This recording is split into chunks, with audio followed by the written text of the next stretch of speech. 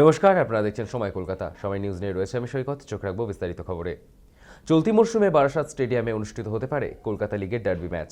মূলত সেই কারণেই মঙ্গলবার বারাসাত স্টেডিয়াম পরিদর্শন করেন আইএফএর কর্তৃপক্ষ। তাদের সঙ্গে উপস্থিত ছিলেন বারাসাতের বিজেপি বিধায়ক শঙ্কর চ্যাটার্জি, জেলা পুলিশ ও প্রশাসনের বিভিন্ন দপ্তরের আধিকারিকরা। এদিন মাঠের পরিকাঠামো, নিরাপত্তা ব্যবস্থা, দর্শক আসন, ড্রেসিং রুম সহ বিভিন্ন সুবিধা খতিয়ে দেখা হয়। প্রাথমিকভাবে স্টেডিয়ামের প্রস্তুতি দেখে সন্তোষ প্রকাশ করেছে আইএফএ। কর্তৃপক্ষের আশা, সবকিছু পরিকল্পনা অনুযায়ী এগোলে চলতি মরশুমেই কলকাতা লিগের ডার্বি বারাসাত স্টেডিয়ামেই অনুষ্ঠিত হবে। উল্লেখ্য, প্রায় ৮ বছর পর ফের বারাসাত স্টেডিয়ামে কলকাতা লিগের ম্যাচ আয়োজনের সম্ভাবনা তৈরি হয়েছে। তবে পরিদর্শনের সময় মাঠের একাধিক জায়গায় নেশাজাতীয় দ্রব্যের খালি বোতল পড়ে থাকতে দেখা যায়। বিষয়টি নজরে আসতেই উদ্বেগ প্রকাশ করেন উপস্থিত আধিকারিকরা। এ নিয়ে প্রতিক্রিয়া দেন বিধায়ক শঙ্কর চ্যাটার্জিও। স্টেডিয়ামের পরিচ্ছন্নতা ও নিরাপত্তা বজায় রাখতে প্রয়োজনীয় ব্যবস্থা নেওয়ারও আশ্বাস দেওয়া হয়েছে।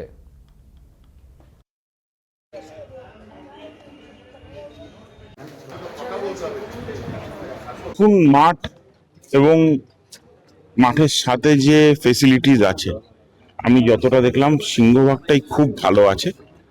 আমার মনে হয় যেটা আমরা সবসময় বলে থাকি যে স্পেকটেটর কমফর্টের দিকে আমাদের যতটা সম্ভব ফোকাস করতে হবে। স্পেকটেটরদের যে টয়লেটটা আছে সেটা ক্লিনিং এর দরকার আছে, একটু ঝোপঝাড় হয়ে আছে। দীর্ঘ 8 বছর ধরে খেলা হয়নি। পেছন দিকটা, সামনেটা তো খুব সুন্দর পরিষ্কার করা গেছে, পেছন দিকটাও পরিষ্কারের কাজ চলছে। তো আমি আশাবাদী যে কয়েকদিনের মধ্যেই আমাদের ট্রায়াল ম্যাচ হতেই এটা পরিষ্কার হয়ে যাবে। আর যেটা এখানে একটা আমার চ্যালেঞ্জ মনে হয়েছে সেটা হলো গাড়ির পার্কিং আর লোকজনদের আসা যাওয়ার পর। দুটো আলাদা গেট আছে আমাদের দেখিয়েছে, একটা দিয়ে আমরা একটা ক্লাবকে ঢোকাতে পারি আর একটা দিয়ে আরেকটা ক্লাবকে ঢোকাতে পারি, যাতে দুটো ক্লাবের স্পেকটেটর কোথাও মিট না করে। রাস্তায় বেরিয়ে যাওয়ার পরে তো আর আমাদের কিছু করার নেই, কিন্তু স্টেডিয়ামের ভেতরে যাতে কোনো অপ্রিয় ঘটনা না ঘটে তার জন্য আমরা দুটো স্পেকটেটর সম্পূর্ণভাবে আলাদা রাখতে পারি। আজকে আইএফএল এর সেক্রেটারি পরিদর্শন এসেছেন। মাঠের খেলার উপযুক্ত কতখানি আছে উনি স্যাটিসফাইড। কিছু কাজ বাকি আছে, দীর্ঘদিন ধরে খেলা হয় না, এখানে মাঠ বন্ধ, তার জন্য কিছু জংলা হয়ে আছে, সেগুলো মিউনিসিপ্যালিটি সাফাই হচ্ছে। 90% কমপ্লিট আছে, 10% বাকি আছে, যাতে খেলার উপযুক্ত পরিবেশ তৈরি হয়। তার জন্য আজকে এলজিও সাহেব, সেক্রেটারি সাহেব আইএফএর, আইসি সাহেব, এসডিপি সাহেব, মিউনিসিপ্যালিটির ইঞ্জিনিয়াররা সবাই এসছে। সবাইকে ডাকা হয়েছে, যার যা সেক্টর আছে তারা যেন সেই সেক্টরের কাজটা কমপ্লিট করে ফেলে।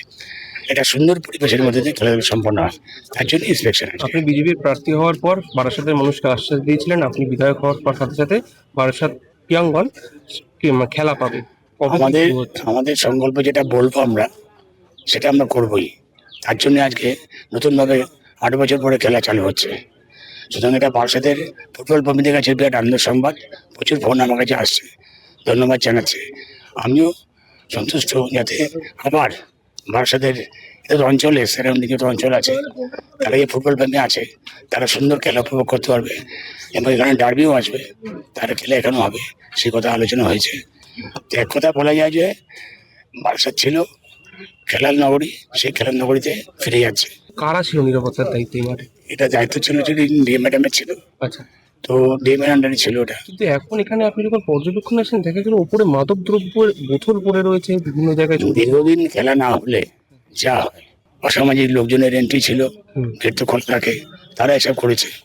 এবার এটা বন্ধ হবে নিশ্চয়, এক কথা বলা যায়। এইসব খেলার জায়গায় এসব চলবে না, এবং যদি যারা আসছে ধরা পড়লে পুলিশকে আমি বলে দেবো।